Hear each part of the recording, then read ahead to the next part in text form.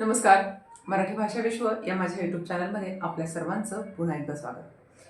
आज आपण बालभारती इयत्ता 8वीचा एक पाठ बघणार आहे. चला तर मग सुरू करूया. पाठाचं नाव आहे, तिसरा पाठ आहे बालभारती मधला, लाखांच्या कोटींच्या गप्पा. हे त्या पाठाचं नाव आहे. तो पाठ आपण आता या ठिकाणी बघणार आहे.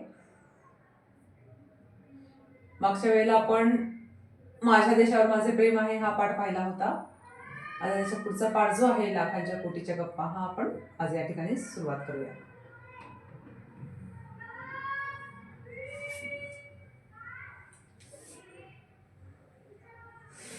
ओके, पाठ सुरू करण्याच्या अगोदर नेहमीप्रमाणे लेखकाचा आणि परिचय. पाठ तिसरा, लाखांच्या कोटीच्या गप्पा. लेखक आहेत वसंत जोशी, कथाकार, कवी, विनोदी साहित्याचे लेखक. त्यांनी कथा आणि कवितांबरोबर लोकनाट्य, बालनाट्य आणि बालकुमार वाङ्मयाचेही लेखन केले आहे. त्यांच्या कथांचे तमिळ आणि कन्नड भाषेत अनुवाद झाले आहेत. त्यांनी लिहिलेल्या बिनबियांच्या गोष्टींचे संग्रह लोकप्रिय आहेत. बिनबियांच्या गोष्टीतील प्रसंग काल्पनिक असले तरी त्यामधील व्यक्ती मात्र खऱ्या आणि सुप्रसिद्ध आहेत. थोडी गंमत, थोडी करमणूक आणि निखळ विनोद निर्मिती हा उद्देश डोळ्यासमोर ठेवून या विनोदी गोष्टी लिहिल्या आहेत. त्यांचे या विनोदी गोष्टींच्या कथाकथनाचे कार्यक्रमही प्रसिद्ध आहेत.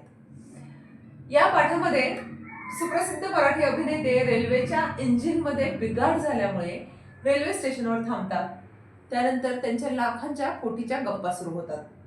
परंतु पाठाच्या शेवटी या सर्व गप्पांना एक वेगळीच कलाटणी मिळते आणि आपल्याला हसू आवरत नाही. असा हा विनोदी पाठ आहे. आणि हा पाठ जो आहे त्यांच्या हास्य कल्लोळ बिनबियांच्या गोष्टी या संग्रहातून घेतलेला आहे. अतिशय विनोदी असा पाठ आहे. सुरुवातीला थोडंसं तुम्हाला विनोद जाणवणार नाही, पण पाठाच्या शेवटी जो आहे तो विनोद तुम्हाला कळेल. इंजिनमध्ये बिघाड झाल्यामुळे नागपूर दादर एक्सप्रेस इगतपुरी स्टेशनवर 3 तास थांबून राहिली.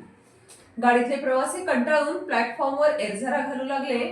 कुणी बुक स्टॉलवरची वर्तमानपत्र घेऊन वाचत जागेवर आडवे झाले. 2 प्रवासी मात्र एका दगडी बाकावर जाऊन बसले आणि त्यांच्या गप्पा सुरू झाल्या. सुमारे 1 तासभर गप्पा मारल्यावर ते दोघेही कंटाळले. त्यांनी चहा मागवला आणि चहा घेतल्यानंतर त्यांनी गप्पा पुन्हा सुरू केल्या. ते एवढ्या मोठ्याने हसत व बोलत होते की त्यांचा शब्द दूरवर ऐकू जात होता. त्या 2 प्रवाशांमध्ये एक म्हातारा आणि एक दुसरा जो प्रवासी आहे तो तरुण होता. अशा पद्धतीने हे दोघं जे आहेत, एक रेल्वे आहे ती बंद पडली मध्येच आणि त्या रेल्वेचे प्रवासी जे आहेत ते सगळे आपापले, कोण वर्तमानपत्र वाचते, कोणी स्टॉलवर गेलेला आहे. पण हे एक तरुण आणि वृद्ध जे आहेत हे दोघं जण त्या एका कठड्यावर बसलेत, बाकावरती बसलेत आणि त्यांच्या मस्तपैकी गप्पा सुरू आहेत. आणि त्या गप्पा कशा पद्धतीच्या आहेत हे या ठिकाणी पुढे आपल्याला सांगितलेलं आहे. म्हातारा त्या तरुणाला म्हणाला, राजा, तुझं इंग्लंडला जाणं पक्क झालं ना? असं काय काका मला विचारता? मी पासपोर्ट मिळवला, व्हिसा काढला, नवीन कपडे टेलरने परवा शिवून दिले, 4 सूट आणि इतर नेहमीचे कपडे घेतले. तुम्ही दिलेलं घड्याळ तर आता मी आताच वापरायला काढलंय. राजा, ते घड्याळ भारी किमतीचं आहे. 10,000 मोजलेत. पिट्सबर्गला हे घड्याळ खास तुझ्यासाठी घेतलं होतं. विमान प्रवासासाठी तुला 50,000 रुपये पुरतील ना? मुंबईला गेल्यावर मी तात्काळ तेवढी रक्कम तुला देईन, पण बेटा सांभाळून जायचं बरं का. आता 50,000 रुपये द्यायची म्हणजे ती काही साधी गोष्ट नाहीये, खूप मोठी रक्कम आहे आणि ती सांभाळून द्यावं असं या काकाने आपल्या पुतण्याला सजेशन दिलेलं आहे. त्याचसोबत त्यांचं जे काही घड्याळ आहे ते त्यांनी लंडनवरून, पिट्सबर्गवरून त्यांनी ते घड्याळ त्या पुतण्यासाठी आपल्या आणलेलं आहे.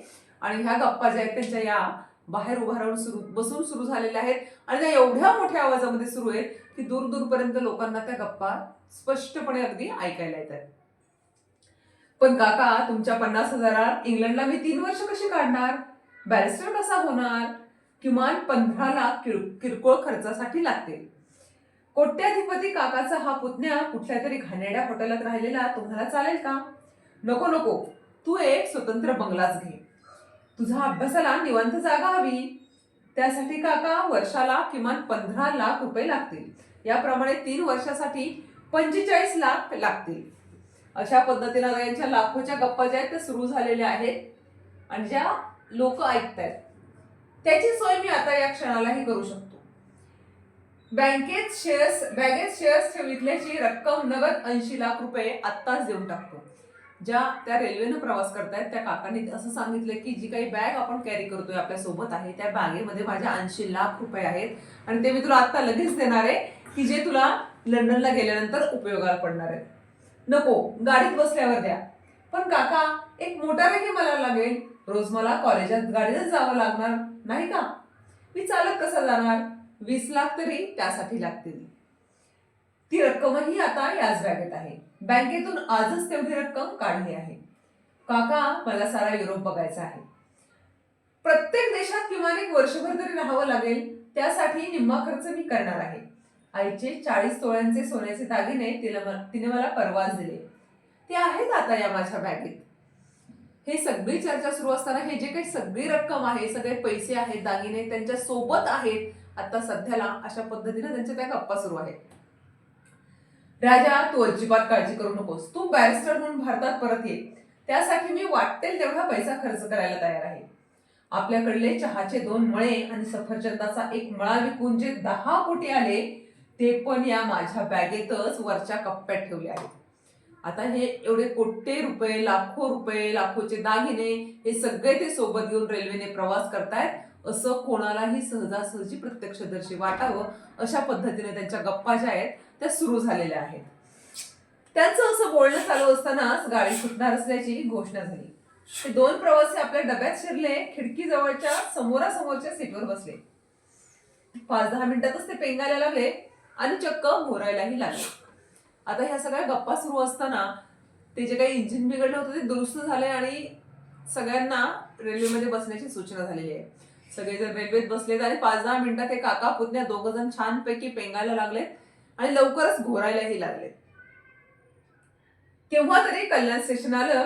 त्या 2 प्रवाशांसाठी तरुण प्रवासी जागा झाला. त्यानं आपल्या सीट खाली आपली बॅग आहे की नाही हे पाहिलं. बापरे, त्याची बॅग तिथे नव्हती. तुझी पण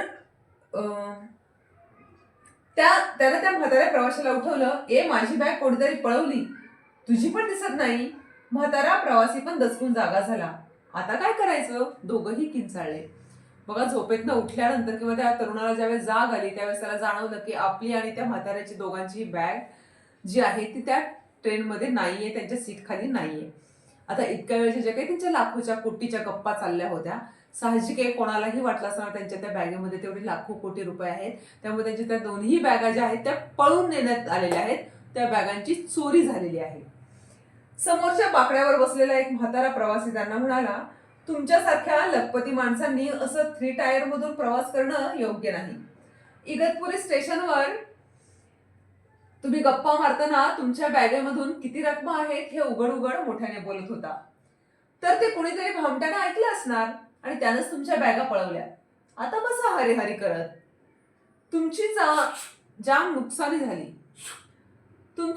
नुकसानी झाली आहे. कल्याण रेल्वे पोलिसांकडे तुमच्या बॅगांची चोरी झाल्याची तक्रार तरी आता करा. बॅगा अजून सापडतीलच. आता तुमच्याकडे मुंबईला जाईपर्यंतच्या खर्चासाठी तरी पैसे आहेत ना, की मी देऊ? जो काही त्यांच्या समोर एक प्रवासी बसलेला आहे त्याला बिचारायला काळजीच्या सुरामध्ये तो म्हटलाय, त्यांनी सांगितलंय की मगासपासून तुम्ही ज्या काही लाखोच्या कोटीच्या गप्पा मारतायत आणि ज्या लोकांनी स्पष्टपणे ऐकलेल्या आहेत त्यातलीच कुणीतरी तुमची ही बॅग जी आहे ती पळवलेली आहे आणि तुमच्या आता लाखो करोडचं नुकसान झालंय. तुम्ही एक काम करा, आता पोलीस स्टेशनला जा, तिथे तुमची तक्रार नोंदवा आणि तुम्ही काही असं रेल्वेनं वगैरे एवढी रक्कम घेऊन यापुढे प्रवास करत जाऊ नका. आणि त्यांनी पुढे ऑफरही दिली त्या काका पुतण्याला की तुमच्याकडे जर पैसे नसतील मुंबईपर्यंत जाण्याचे तर मी तुम्हाला तिकिटाचे पैसेही देऊ शकतो. नको, पैशाची गरज नाही. माझ्याकडे 3-4 रुपये आहे, त्यात आमचा चहाचा खर्च भागेल, तो तरुण प्रवासी म्हणाला. आता इतका वेळ लाखोच्या गप्पा मारणारे हा तरुण आता 3-4 रुपयावरती भागवणार आहे असं म्हटलेलं आहे. पण आपल्या बॅगा गेल्यामुळे आता आपली खरंच पंचायत होणार. त्यात माझ्या मिशा होत्या. आता शिवाजी मंदिरात गेल्या नव्या मिशा घ्याव्या लागतील, म्हणजे मला पुन्हा 10 रुपये दंड बसणार. तो म्हातारा प्रवासी म्हणाला, म्हणजे तुम्ही आहात तरी कोण? तुम्हाला नव्या मिशा कशाला लागतात? कोट्यावधीच्या रकमा असलेल्या बॅगा चोरीला गेल्या तरी तुम्ही इतके शांत कसे? समोरच्या बाकड्यावरचा प्रवासी बोलला, जो इतका वेळ त्यांना पैशासाठी ऑफर देत होता की तुम्हाला जाण्यासाठी जर पैसे नसतील तर मी देऊ शकतो. ज्यावेळेस त्या बॅगामधल्या मिशा चोरीला गेल्यात आणि मिशा नाहीयेत, आता शिवाजी मंदिरात गेल्यावर नवीन मिशा घ्याव्या लागतील, अशा पद्धतीचा त्याचा संवाद आणि अगदी तो थंडपणे सुरू आहे. कुठल्याही बॅगा किंवा एवढे कोट्यावधी रुपये चोरीला गेले त्याचं टेन्शन त्यांच्या चेहऱ्यावर न दिसल्यामुळे हा जो म्हातारा आहे तो म्हातारा चिंतेत पडलाय आणि तो त्यांना विचारतोय की तुम्ही कोण आहात नेमके, एवढे पैसे चोरीला गेल्यानंतर तुम्ही एवढे थंड कसे आहात. बघा त्यावर ते म्हातारा आणि तो तरुण जो आहे तो काय उत्तर देतोय.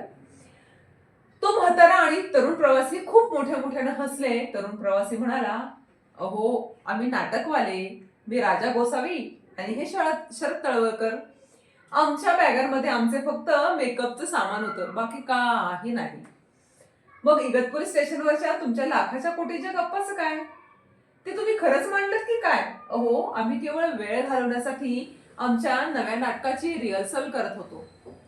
म्हणजे बघा त्यांच्या लाखाच्या कोटीच्या गप्पा ऐकून त्यांच्या बॅगा कुठेतरी चोरून नेलेल्या आहेत की त्यांना असं वाटलं त्या बॅगामध्ये तेवढी रक्कम खरंच आहे, पण खरं तर त्या बॅगामध्ये नाटकवाल्यांच्या जे काही सामान असतं ते सामानाच्या पलीकडे काहीही नव्हतं. आणि ती दोन व्यक्ती म्हणजे एक राजा गोसावी आणि दुसरे शरद तळवळकर होते. हे दोन्ही व्यक्तिमत्व जे आहेत ते मराठी जुन्या चित्रपटांमधले खूप प्रसिद्ध असे नट आहेत. तर त्यांच्यावरती हा पाठ केलेला आहे. असा विनोदी हा पाठ आहे की शेवटच्या टप्प्यामध्ये आपल्याला हा विनोद जो आहे हा कळत असतो. तोपर्यंत आपण या संभ्रमामध्ये राहतो की खरंच यांच्याकडे कोट्यावधी रुपये आहेत आणि यांच्या लाखाच्या कोटीच्या गप्पा या खऱ्याखुऱ्या आहेत. या पाठाच्या स्वाध्यायासाठी माझा पुढचा व्हिडिओ नक्की बघा. तोपर्यंत धन्यवाद.